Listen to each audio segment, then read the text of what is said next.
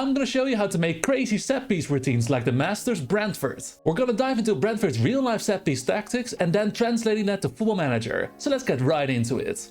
We'll start with the tactics that Brentford like to use when they're taking a corner. And the first thing to notice is that Brentford likes to be very attacking when taking their corners, sometimes even bringing all their outfield players in and around the opposition's box. A distribution that they like to use is having 6 players in the box, 2 players on the edge of the box and 2 players at the corner flag, including the corner taker. Now while this brings a high risk of a counter-attack, it also puts a lot of pressure on the opposition, often forcing them to bring all their players back and nullifying the counter-attacking threat. With having 6 players in the box, it's good to think about how you want to position these players so you don't overcrowd yourself and become too predictable to defend. What Brentford like to do is to have the players start in a tight cluster and then just before the corner gets taken have them swarm out to cover the entire box. This helps to create confusion in the defense, giving them no clue where each player will end up and how to mark the best headers. And the swarming out isn't just random movement, it's actually a key strategy to how they create so much chances from corners. What Brentford likes to do is to have 2 of the 6 players in the box be decoy runners, trying to block off the opposition defenders moving towards Brentford's better headers. The aerial threats will then make an arching run behind the blockers to get into the space where the ball is aimed at. And with the opposition defenders being blocked off, they'll have plenty of space to get their hand on the ball. And while all this is happening, Brentford's biggest box threat, usually the striker, makes a sneaky run towards the other post, hopefully evading everyone's attention and getting ready for a tap-in from a rebound.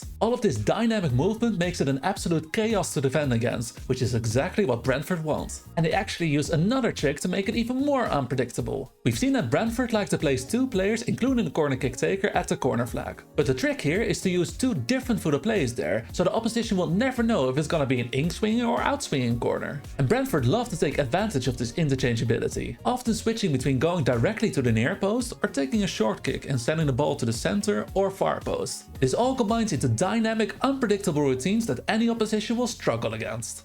But corners aren't the only set pieces that Brentford can be dangerous from. Let's look at how they tackle the other types of set pieces. With free kicks in wide areas, the routines remain largely the same as corners. They'll switch between in-swingers to the near post and out-swingers to the middle or far side, aiming towards a lot of players in the box, creating the same dynamic movements to create chaos. Now if the free kick is taken from a deeper area, it gets a little bit more interesting, as Brentford like to employ a different type of tactic. While the opposition is focused on defending the players trying to get into the box, Brentford like to switch it up and try and play a ball in behind for a player on the same side as the free kick, either directly or by first taking it short. This unexpected move creates the opportunity for this player to put in a dangerous cross, adding another layer of unpredictability to Brentford's set piece routines. But it gets even better with their attacking throw-ins, as they bring another effective routine to the table. Brentford like to throw it long towards 2 zones of 3 players. The first zone being positioned around the near post with the goal of having the ball on, with the second zone being positioned in the center, ready to win the second ball with a header or volley.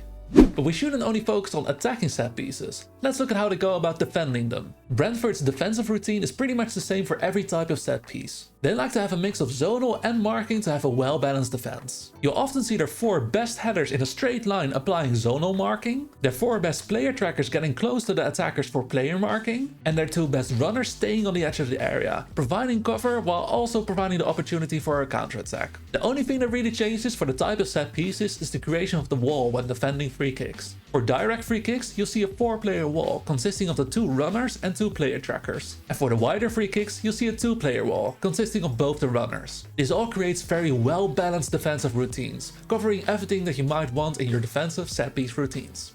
Now that we've seen how Brentford like to set up for set pieces, let's look how we can translate this into Football Manager. We'll start with our attacking corner routines. The first routine is focused on the near post, and we'll start with our player distribution. We've got our cluster of players in the box that'll swarm out once the corner gets taken. In that cluster, we've got our 2 best aerial threats going to that near post, and the 2 other players functioning as those decoy runners, hopefully blocking some of the opposition defenders. We also got our biggest box threat making that sneaky run to the far post. Furthermore, we've got 1 player lurking outside of the area and another player coming short to create that duo at the corner flag. To make sure that you have those 2 different footed players at your corner flag, look at your current corner kick taker and what foot he prefers. Then go to creators and manually select a player who prefers a different foot to be your first creator. This gives you the positioning, dynamic movement and unpredictability just like Brentford. But there's one big change. I highly advise you to not go as attacking as Brentford and get 2 players to stay back. You can go for a one-on-one translation and add another player in the box and lurking on the edge, but I've tried this and the risk of counterattacks is just just too great. Sacrificing 2 players to stay back neutralizes that risk, while not hampering the danger of your dynamic movements, so I think it's worth it. Another thing that doesn't fully translate into FM is the blocking strategy, as you don't really have that role right now, so hopefully that will get added to FM25.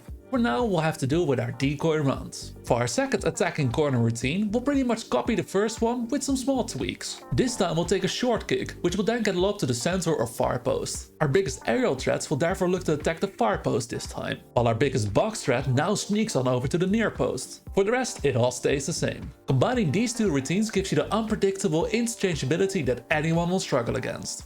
Now for the other types of set pieces, starting with free kicks. Let's first off have a look at our wide free kicks, as they are pretty much copies of our corner routines. We'll have one routine in swinging to the near post, with our biggest aerial threats going to that near post, our biggest box threat going to the far post, and having one player standing with the taker. And our second routine will be an outswinger to the far post, with our aerial threats now going to that far post, our box threat going to the near post, and another player standing with the taker. Switching to our free kicks from shooting range, we'll have only one a bit simpler routine. As we'll be focusing on getting that shot on goal, we'll have 3 aerial threats getting to the box to create some chaos, 2 box threats going to either post focus on getting the rebound tap in, 1 player lurking outside of the area for winning the second ball, and 1 player standing with the taker to create that unpredictability again. A little bit simple, but still very dynamic, unpredictable, and very effective. Now for the free kicks in deep areas, we'll look to replicate the tactic of getting the ball in behind on the same side of the free kick to then get the cross in. To achieve this, we'll have 5 aerial threats going forward into the box to first distract the opposition defense from the ball in behind and then get onto the cross. We'll have our best creator not standing at the free kick taker, but lurking outside of the area on the near side to receive that ball in behind, while having a second creator standing with the free kick taker to receive the ball short and play that ball in behind.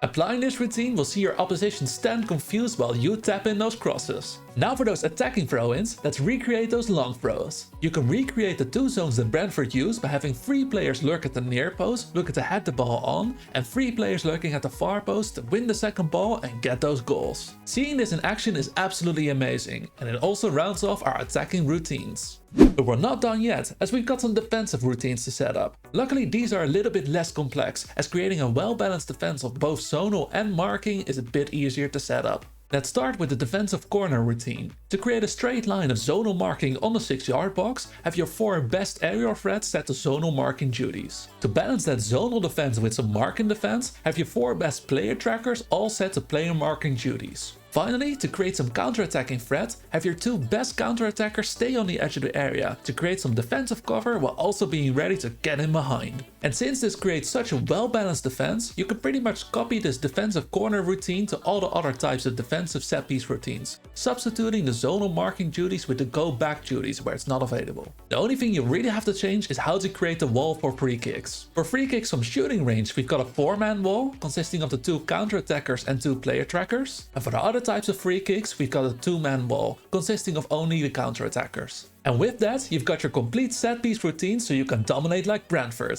If you want to use these specific routines, you can check out my Discord, which is linked below, where you can download the corresponding file. And you know what goes best with these set-piece routines? Some overpowered tactics. Check out this video where I go through the tactical trends of some of the most overpowered tactics in this year's game. I'll see you on the next video.